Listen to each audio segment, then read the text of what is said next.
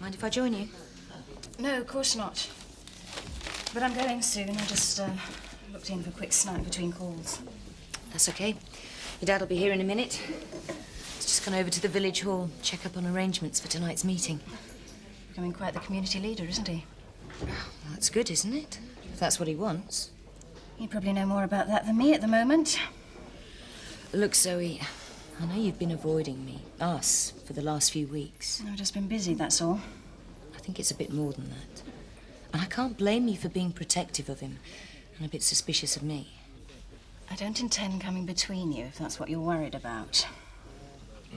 We used to be good friends, Zoe. And I think we could again, if we just cleared the air between us a bit. At least let's talk about it. But I've really got to go. Well, after the meeting, then. Please. It's important to me. OK, but I've got to go. How's he taking it? There you go. Thank you. Not very well. He's giving the doctors and nurses a really bad time. Not a very good patient. He never was. This time he's got good reason. Well, he's bored, just lying there, nothing to do. I've taken him books, magazines and cassettes, but he's just not interested. He said it was because I couldn't be bothered to talk to him. He doesn't mean it. He's just taking his bitterness out on you. I know, but it doesn't stop it hurting. I'm really trying to help him through this, Zoe. Can't be easy for you either. Have the doctors told you anything new? No, not really. Look, I haven't said anything to you or anyone else, but I saw you and Josh when... Do you want to talk about it? Maybe it's best if you've made up your mind. Chris needs me. Good turnout, eh? That's what I was hoping for. Your husband's really been a tower of strength through all this. You must be very proud of him. Oh, I am. But he's not my husband. We've just got divorced. Oh dear, rather put my foot in it, haven't I? I'm sorry. Don't be. Suppose I seem rather careless, chucking someone like him away. Yes, I'd swap him for Bernard any day. Here! You can stay out for a start. How dare you show your face in here again, you scumbag! This is chaos. Do you think I should call the meeting to order? Yes, I think it'd be a good idea. You're not welcome here. He's my guest. You can stay. You're part of the village, even though you do have lousy taste. But he's a parasite. My newspaper's done a lot for this place. I doubt if many people share that opinion. Now, either you turn around and walk, or I throw you out. Got it?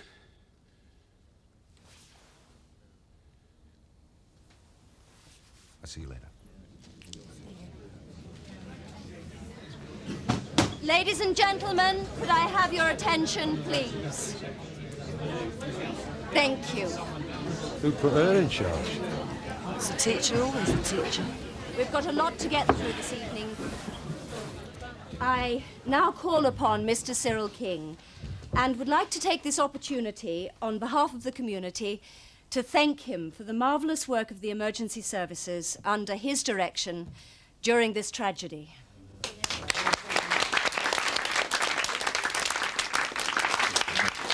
Thank you very much. I'd just like to say that the emergency teams would also like to express their gratitude to you. But for your extraordinary courage and hard work, the death toll would have been much higher. Now, there are still many questions to be asked about the accident itself, but these will be addressed at the inquest. The purpose of the meeting here tonight is quite different.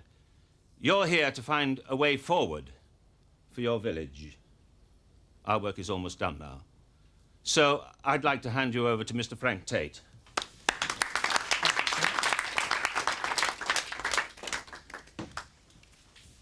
None of us will ever forget that night. 138 died on that plane, 9 on the ground.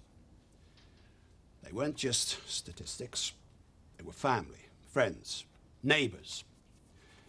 None of us has been untouched by it. The County Council have proposed that a tree should be planted for each victim as a lasting tribute. But, grateful as we are, we need more than memorials now. The village is news. Not that we ever wanted it to be, but it's meant that donations have come in from all over the world.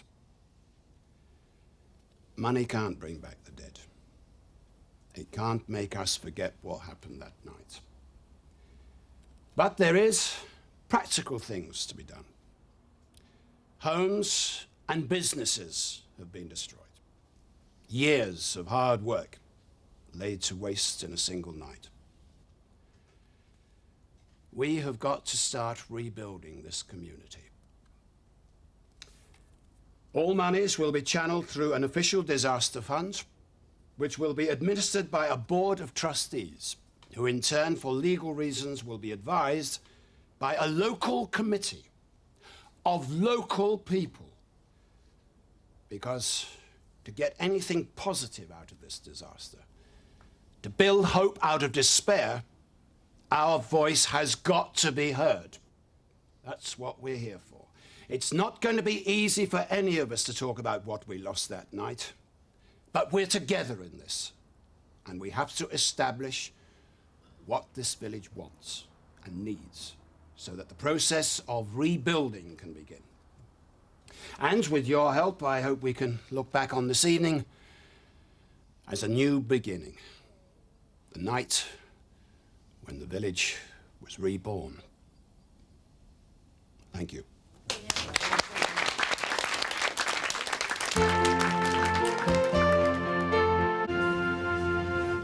It's proposed that the following should be appointed. Mr. Frank Tate. Mr. Alan Turner. Mr. Turner. Aye. What you two been up to? Come in, Alan, and sit down. You've just been proposed as a member of the advisory committee.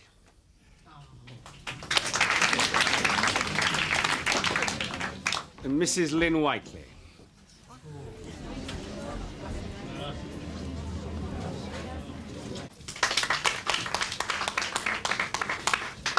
We've certainly got a lot to discuss at our first trustees meeting.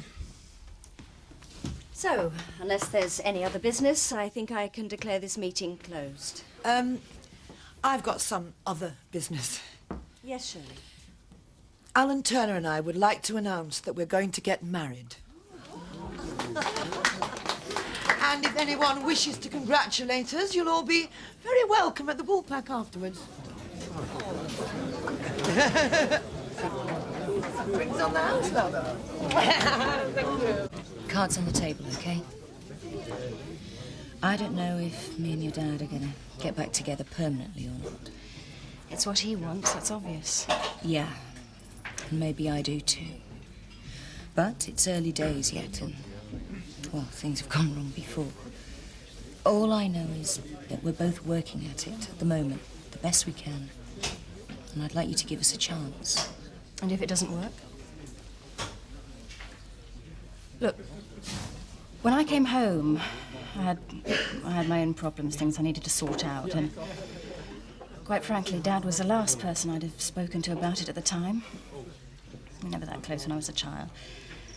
Chris was always the favourite, the one he was building up the business for, and I was just a gawky kid who liked animals. It never seemed very important to him.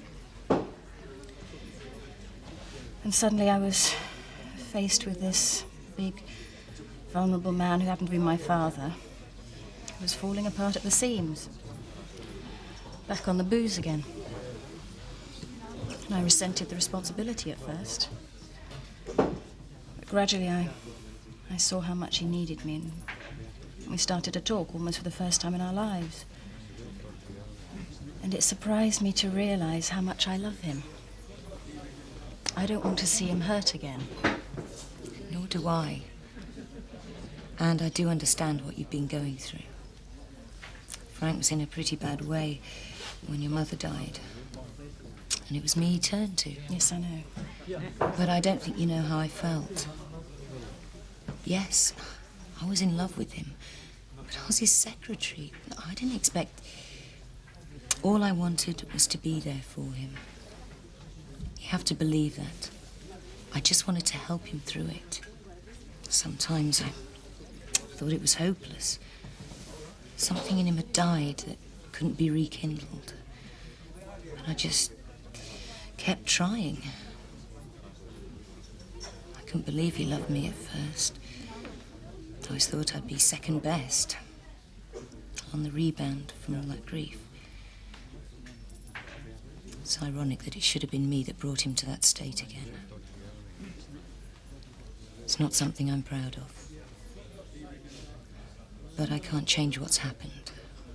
All I can do is try and make things better again. And in case I didn't mention it, I love him too. So, where do we go from here? Home, I guess.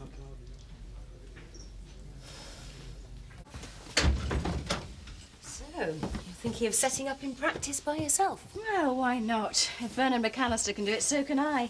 I was talking to him about it tonight. I reckon Beckenhale's big enough for its own vet now. Never realised you were so ambitious. You really are your father's daughter. Frank? Frank? What on earth's wrong? I was on a real high when I got back from that meeting, full of myself and my speech. And then I got back to this. It's a letter from the baby's grandparents, thanking me for what I did. I guess it brought back what all this is really about. That no matter how many plans we make, it's too late for some people. And nothing I can do will ever help them.